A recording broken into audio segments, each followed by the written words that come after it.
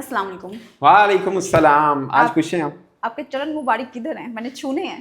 चलो किसी के बहाने से कम से कम मेरे चरण तो छूने की आपने तुम्हें लास्ट तकलीफ हो वीडियो रही है। में बनाई थी पाकिस्तान श्रीलंका का, जब मैच था, आपने कहा था कि 83 विराट कोहली की रन्स के बाद सेंचुरी आई थी, लेकिन बाबर आजम की भी 83 इनिंग्स हो जाएगी, सेंचुरी लाजमी आएगी, और आज सेंचुरी आ गई। और रिकॉर्ड बराबर हुआ है ग्रेट सईद अनवर का। तो वाह। बाबर आजम टॉप पे इन पाकिस्तान बैटिंग पर्सपेक्टिव में, और उसके बाद सईद अनवर, फिर मोहम्मद यूसुफ, फिर Fakhar Zaman. So good news is कि बाबर आजम की 83 इनिंग के बाद टेस्ट, वनडे, टी20 तीनों फॉर्मेट के मिलाकर 100 आया, एग्जैक्टली सेम जैसे विराट कोहली का आया था। विराट कोहली 2019 में बांग्लादेश के खिलाफ ईडन गार्डन में 100 किया था, उसके बाद दुबई में आकर अफगानिस्तान के खिलाफ 2022 में 100 किया। 2023 एशिया कप में मुल्तान के अंदर नेपाल के खिलाफ बाबर आजम का 100 था, और फिर 83 इनिंग्स गुजर गई। लगभग 2 वर्षों के बाद रावलपिंडी के मैदान में बाबर आजम का 100 हुआ है, और श्रीलंका के खिलाफ ये उनका चौथा 100 है। इंजमाम ने भी 4 100 किए हुए श्रीलंका के खिलाफ, मोहम्मद हफीज ने भी 4 किए हैं, और एक ग्रेट बैट्समैन उन्होंने 7 किए हैं। कौन है भला? कौन? जिसका रिकॉर्ड आज बाबर आजम ने बराबर किया है, सईद अनवर का। सईद अनवर, ठीक है। सो बहुत खुशी है पाकिस्तानी फैंस को, और खासकर मुझे अच्छा ये लगा कि एक एक रन फैंस ने चीयर किया विद बाबर आजम। और बाबर आजम 100 करने के बाद वो भी एग्जैक्टली मुझे ना फौरन विराट कोहली की बात याद आ गई। विराट कोहली प्रेस कॉन्फ्रेंस में किसी ने पूछा कि अब 100 हुआ तो क्या, उसने बोला कि यार ये था, मतलब I been waiting for last 2 years इस चीज के लिए, बस इतना, मतलब इस लम्हे के लिए। उनके बाबर आजम के जो एहसासात थे, जो फीलिंग थी, चेहरे के जो एक्सप्रेशन थे, वो भी एग्जैक्टली यही कह रहे थे कि यार इसका मैं इंतजार कर रहा था 2 वर्षों से। इसके पीछे मुझसे बातें हो रही थी कि बैड और बैड का दरमियान फासला बहुत आ रहा है, बाबर आजम मेंटल तौर पर खत्म हो चुका है, Babar Azam cricket is finish, खत्म, ये वो, बाबर करियर इज फिनिश, ये सब चल रहा था इस वजह से, इसकी वजह से। सो मजा आया, मतलब वो अब नजर आ रहा है, बॉडी लैंग्वेज से पता चल रहा है। एक फुसफुसा मैच तो नहीं कहूंगा, बट जिसके अंदर इतना चार्म नहीं था, ऑल ऑफ सडन सबका आज के दिन 2 खास चीजें हुई।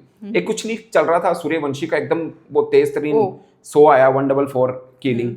उससे भी ज्यादा ये बाबर आजम तो खैर, मतलब पाकिस्तानी क्रिकेट फैन के लिए इससे बड़ी बात तो कोई हो नहीं सकती, इससे बड़ी ट्रीट कोई नहीं हो सकती कि पाकिस्तान ने 13 वनडे सीरीज भी जीत ली है, 17 खेली है, सिर्फ 4 हम हारे हैं आफ्टर वर्ल्ड कप। ठीक है। सो ये बहुत बड़ी पाकिस्तान के लिए एक मैं समझूंगा, आफ्टर वर्ल्ड कप 2019 की बात कर रहा हूँ, 17 वनडे सीरीज है, और उसमें पाकिस्तान ने बाबर आजम किया 100 में पाकिस्तान ने अपनी 13वीं वनडे सीरीज जीती है, और शहीन अफरीदी के बतौर कप्तान ये लगातार दूसरी 100 है, दूसरी लगातार सीरीज है।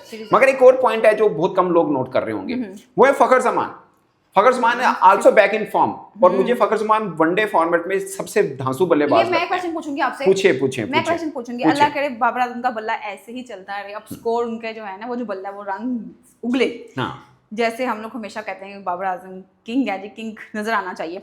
अच्छा जी, ये श्रीलंका जैसे आज खेला है, तो क्या लगता है जो मैच डिले हुआ है, जो इतने सर्कमस्टांसेस हुए, और फिर दहशतगर्दी का भी केस हो, मतलब देखा उन्होंने सामना, वापस जा रहे हैं, तो क्या कहीं इस बार से श्रीलंका में फीकी नजर आई आज?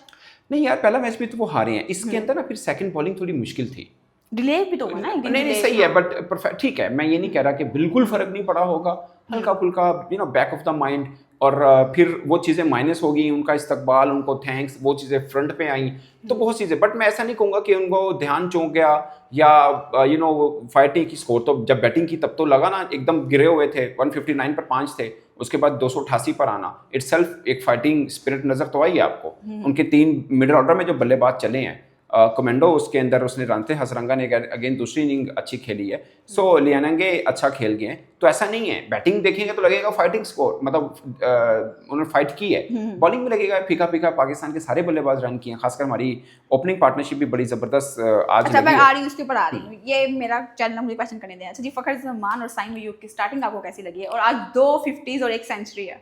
या लगभग 9.54 बॉल पर आउट हुआ, पहला 70 समथिंग रन थे, 77 रन के ऊपर। साइम ने बड़ी ज़बरदस्त आगाज दिया, शुरू में ठीक ठाक किस्म के धांसू वो खेले, 25 बॉलों पे 33 रन थे उनके।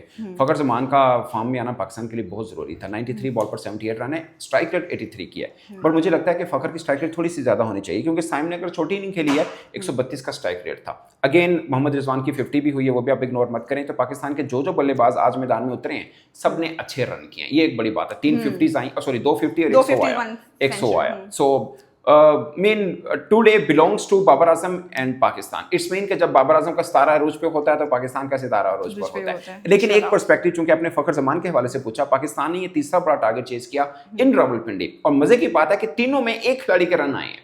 कौन से भला? कौन से? बाबर ना, फखर जमान। इससे पहले हमने न्यूजीलैंड के खिलाफ 290 प्लस रन चेज किए थे रावलपिंडी के मैदान में, 100 आया था फखर जमान का। 336 रन चेज किए थे पिंडी के मैदान में न्यूजीलैंड के खिलाफ ही। 180 रन की इनिंग आई थी फखर जमान की। आज फिर 78 रन की इनिंग आई है। So don't under estimate the power of Fakhar Zaman. yes Shaheen Shah Afridi आज क्यों नहीं खेले हैं? बल्कि आज यार अच्छा है, मुझे तो लगता है कि अच्छा है कि आप ट्राई और डिफरेंट कॉम्बिनेशन को करना है, और बीइंग कैप्टन आप अगर ये कर रहे हैं तो इट्स अ बिग थिंग।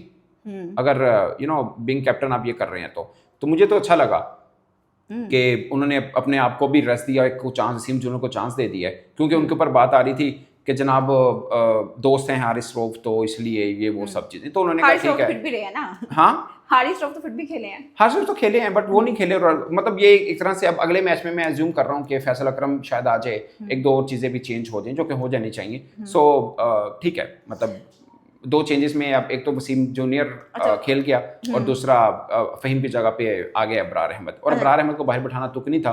खैर पहले शायद वो बीमार थे इसलिए उनको नहीं।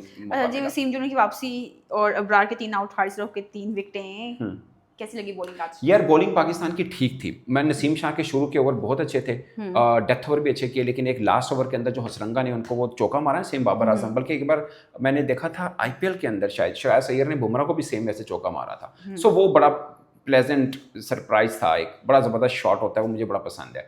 सो मीन के मज़ा आया आज। पूरे का पूरा दिन ना बड़ा ज़बरदस्त मैच पे मैच था, फुल डे पैक थे हम, बट मज़ा आया, और ऑल टुगेदर बहुत मज़ा आया मैच का। अच्छा, जिस तरह से आज शहीन ने रेस्ट किया और चांस दिया वसीम जूनियर को, क्या नेक्स्ट मैच पे हो सकता है कि हसीबुल्लाह और फैसल इकराम को भी मिले? यार हसीबुल्लाह को खिला लेना चाहिए। जब शहीन बैठ सकता है तो कोई भी बैठ सकता है।